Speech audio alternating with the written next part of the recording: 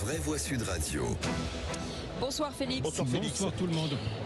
Vos trois mots, intempéries, cyclistes et explications. Des pluies torrentielles jamais vues de mémoire d'homme en Ardèche, totalement inédites selon la ministre de la Transition écologique. Il a fallu fermer les écoles et évacuer des habitants par hélicoptère. 6 départements du sud-est en vigilance rouge.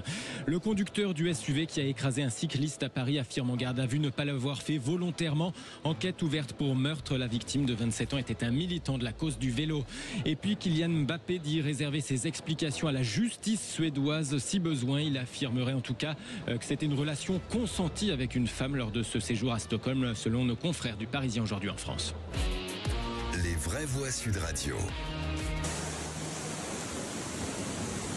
Des escaliers transformés en torrents sur les vidéos partagées par des habitants quand l'autoroute A47 est désormais coupée, totalement disparue sous l'eau par endroits. Des automobilistes ont dû abandonner leurs véhicules pour se réfugier sur les ponts autoroutiers. Météo France place 6 départements en alerte rouge: l'Ardèche, les Alpes-Maritimes, la Loire, l'Ain, la Haute-Loire et la Lozère, avec des écoles fermées, des habitants évacués par hélicoptère, des lignes ferroviaires à l'arrêt.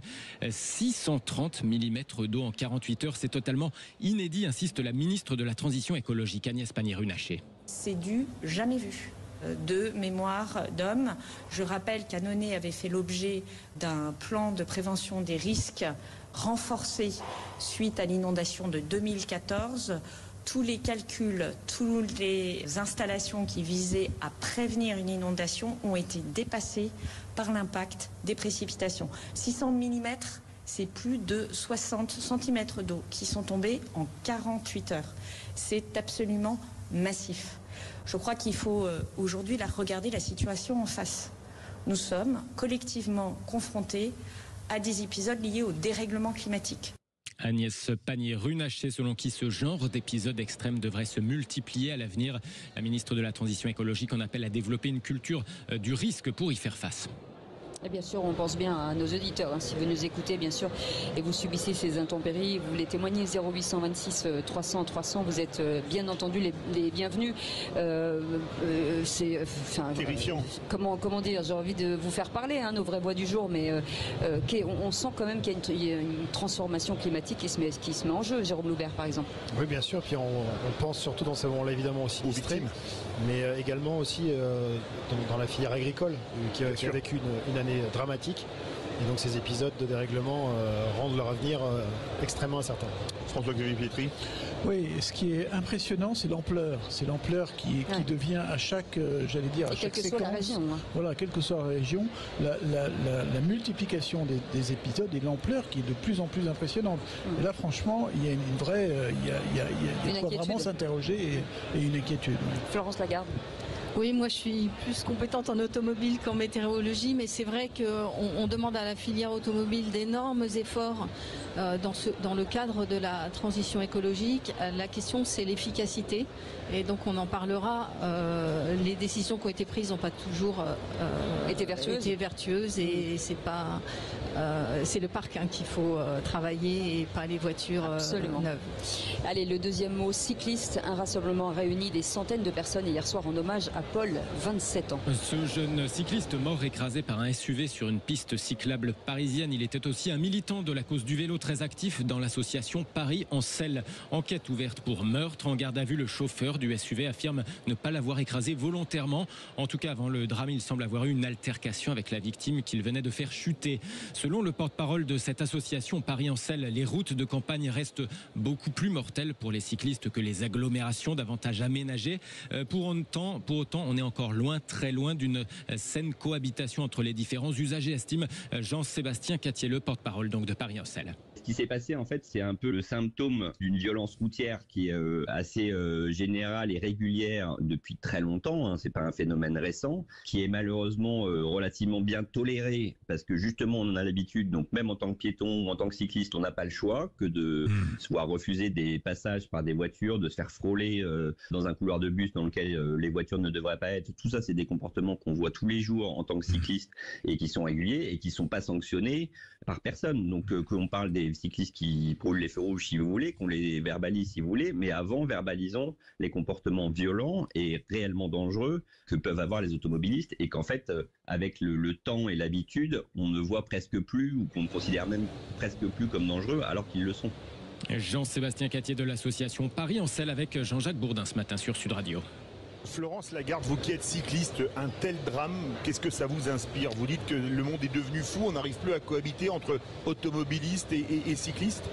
Moi, je dis qu'on n'arrive pas à cohabiter tout simplement entre automobilistes déjà, entre automobilistes et cyclistes, entre cyclistes et piétons, automobilistes et piétons.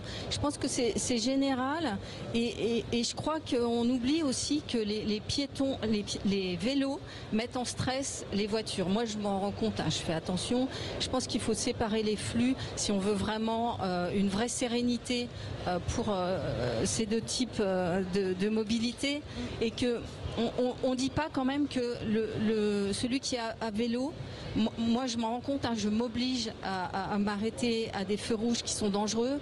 Je fais pas de queue de poisson aux voitures et je pense qu'on oublie que le vélo, il a quand même une responsabilité aussi, déjà pour sa propre survie, oui. Et puis pour l'image du vélo, et puis pour la cohabitation. C'est-à-dire que c'est pas... j'imagine pas que cet automobiliste l'a fait volontairement. Après, je connais pas mais l'agressivité et le stress, il est dangereux quand on est au volant d'une voiture parce qu'on peut tuer, quoi. A priori, c'était volontaire, le fait de rouler sur le cycliste. Après, une organisation mal faite dans une ville crée des dérèglements. Il faut séparer les flux, il n'y a pas d'autre solution. C'est le fond du sujet, c'est sur c'est évidemment dramatique cette affaire. Sur une ville comme Paris, le fond du sujet, c'est le partage de l'espace.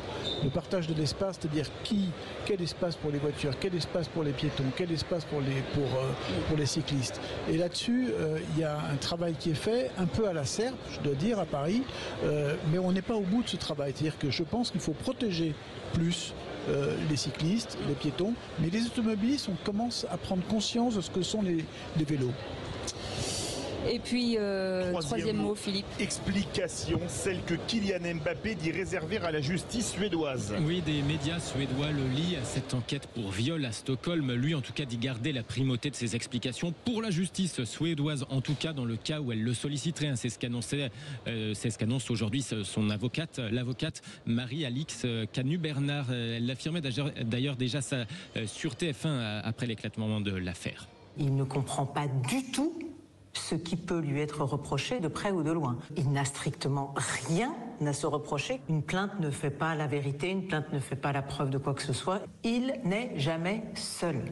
Il n'est jamais exposé à se retrouver dans une situation où il y aurait pour lui une prise de risque. Et donc, de ce fait, cela exclut totalement le fait qu'il y ait pu avoir des agissements répréhensibles de sa part.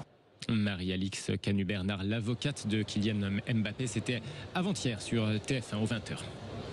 Merci beaucoup Félix Mathieu.